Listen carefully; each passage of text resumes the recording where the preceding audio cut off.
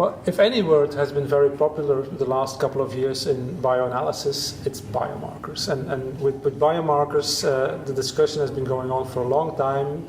And certainly you can take the discussion on biomarkers in multiple directions. So we want to have, again, our panel here look together at some of the challenges we see in biomarkers. And we can take the biomarker discussion in three directions. On the one hand, it's in relation with how do you manage the discussion with your stakeholders, or another part may be how do you manage new technologies, and the most important thing which we have been discussing as an industry is how to manage the criteria, the acceptance criteria of these biomarkers. So may I invite the panel to let's discuss on which are the steps we feel important to take when we want to have a successful biomarker strategy.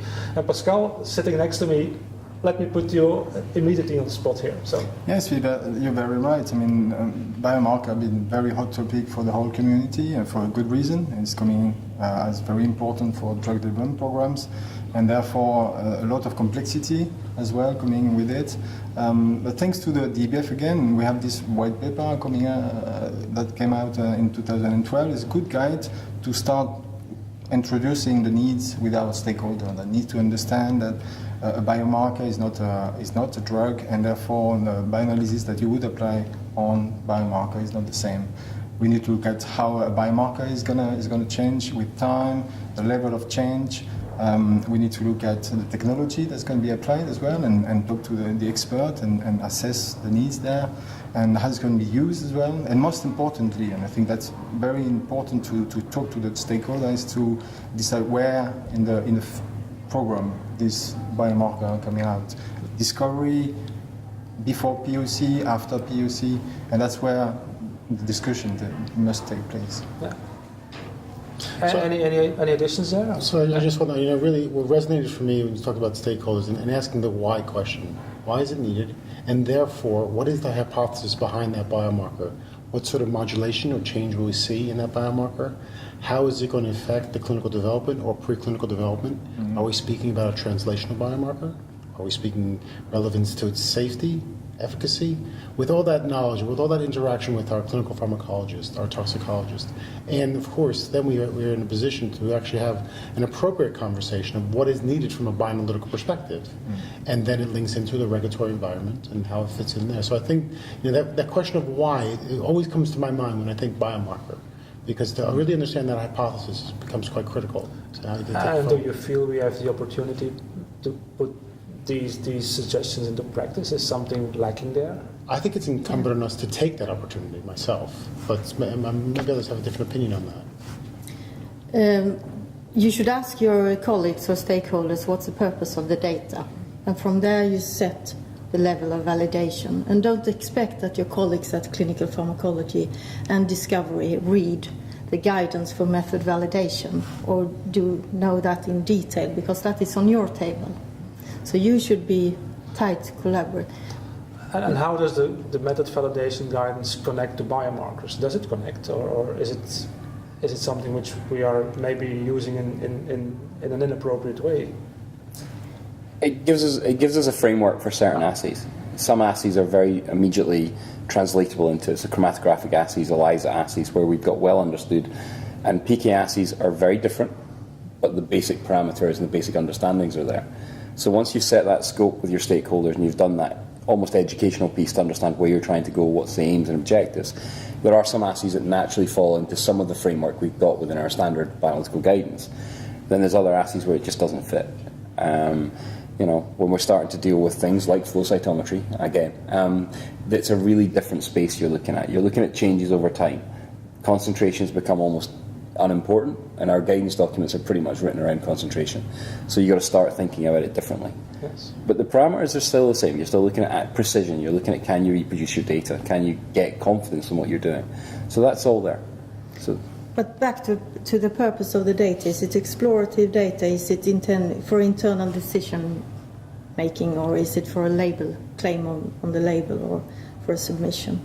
I mean, I mean, I don't believe that all biomarkers fit into the current guidance paradigm. I totally agree that there are elements of the current guidance that are applicable, but really, for me, it's about taking a bottoms-up approach. You know, everybody said that we need to look at the utility of that biomarker, and then from that point decide on what the most appropriate characterisation of that assay is, and also how that data is going to be used. I suppose one of the tricks, though, is that in early use of the biomarker data, we may have a current scope for utility, but then as a programme develops and moves on, programmes tend to use that data or want to use that data in a different way.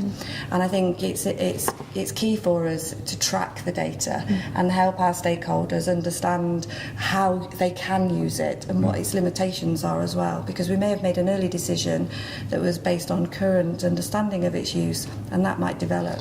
Yes, and that goes actually with educating the stakeholders to understand exactly what they're going to do with the biomarker, understand the needs, and therefore making sure that we understand each other and that the communication between the user of those data and the bioanalyst are really on the same wavelength, basically. And you need to educate those people. Education is a really key thing. It's not just on that side, it's also on what we can achieve. You know, there's a lot of expectations that you can achieve results that are just not feasible. You know, you've got a biomarker that's got a level of 10 and they want to know a change of 1 or 2%. You know, there's not very many analytical techniques that are going to make those changes of 1 or 2% changes. So to me, biomarkers is one of the most exciting fields, because you really get into the nitty-gritty of dealing with the difficult stuff that we're dealing with. The compounds are endogenous, so you're dealing with that. You're looking at, if it's upregulated, it's usually fairly easy to kind of come up with some kind of measurement. If it's downregulated, then it gets more challenging, getting rid of the endogenous material so you can measure what you're looking for. So it is a challenge. But again, education to me is really important. Our stakeholders have an expectation, and when they talk to us a lot of time, they talk about biomarker validation. We think analytical. They're thinking biologic. They're thinking, have you validated that this biomarker actually produces the response we expect? So we've always got that constant education. And that's probably, for me, that's one of the hardest things, is getting that difference between what we class as an analytical qualification or validation, and our stakeholders, who tend to be more biologically based, are looking at the biologic variation and their validation of the biology.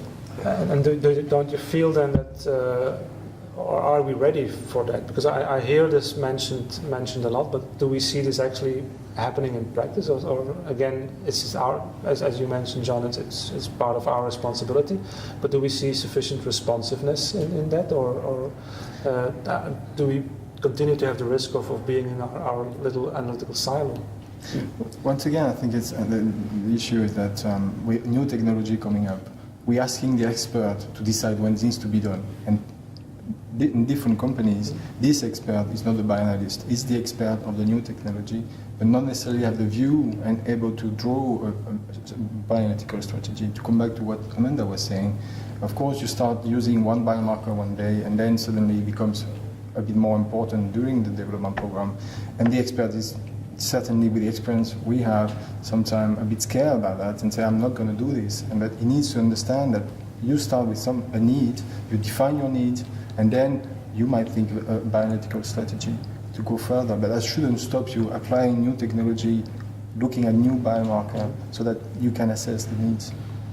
I can't help but think it's part of the evolution of the bioanalytical world. And we don't forget the bio part of that word. Oftentimes we anchor on the analytical component, and actually the understanding of the biological effect, understanding what it means and how you should collect a sample, because it has a significant impact on a number of different biomarkers. It becomes fundamental to us to generating real quality data that helps make critical decisions at different points within the development cascade. So there's plenty of work still to be done within our own community.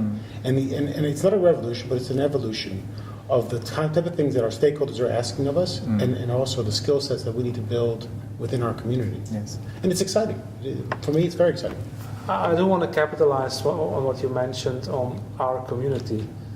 Do we feel that biomarkers is really something which is for our community? Because we need to realize that biomarkers have been analyzed in various parts of drug R&D by other technologies, and that it's only recently that the biomarkers are becoming more prevalent in the bioanalytical lab. So maybe it's important that we also have a look back on who was analyzing those biomarkers 5 and 10 years ago. Have we done that? Shouldn't we do that? And bring this part in our learning as a bioanalytical community. And I capitalize on what you say. We are bioanalysts, and maybe we should become bioanalysts. So that's maybe a way of looking at it. I can agree with you there, obviously, and I think it becomes quite critical to where we take this on. But there's a lot of history there. You think about our clinical chemistry colleagues, and especially from a safety biomarker perspective, a lot of that knowledge is there, and you can leverage on that. I think there's a different part to it, however, because now we're talking oftentimes, the work that we do is mechanistic related, or for that matter, how that then affects efficacy or readout of efficacy. So therefore, there's more to build on there. We can certainly go to the past, if you like, but we also are moving forward into the future. No, the future, very good. But and maybe again, it's a very, very nice discussion. If as a group we would be able to identify one thing which is the next most important step in developing a good biomarker strategy, what would you choose? New technologies, or looking at criteria, of looking at stakeholder interactions? What would be the first step you want to take and optimize as a group? I think it will be communication with the stakeholders. Me too. Yes. Knowledge, communication, knowledge. Yeah. Making sure they do understand the needs and what's. I would agree with all that. I think this piece about building our own internal knowledge becomes so fundamental, and then knowledge is built by that collaboration and interaction with our colleagues. Because we're all looking at the same thing, from slightly different directions. And we do have EBF members that have presented their their biomarker strategy. So, I mean, just learn from each other and communicate within the EBF community. It's a great point. To go back to Philip's point, he talked about biomarkers were done by other people. They're still done by them. The safety biomarkers done by our clinical chemistry colleagues are still done, and I regularly go and speak to them. And, somebody wants to measure a biomarker, the first thing I do is go and ask them, because they have a whole panel of assays I don't know. So I go and speak to them first. Somebody asks me for a biomarker, the first thing I do is go and speak to the guys who do biomarkers day in, day out, and then learn from them their experience, their sample handling experience. All that is there, and it's within all our companies. It's about unlocking it. Should we be doing it? Yeah, because the technology has changed. We're now being asked to answer problems which are much more difficult, much more challenging. Whereas our colleagues are much more used to running assays that are fairly routine, established and developed, and they run them very, very well, and they understand them very well. Now we're looking to develop new assays and new formulas and new ways of doing things, and that's where it falls to us, whether it's new technology or just new adaptations of current technology. Well, it looks like we're pretty well in agreement on something which is very easy, communicate. It's something we can do ourselves. You don't need instruments for that. We can do it ourselves. So maybe that's a good conclusion of this roundtable discussion. So thank you very much.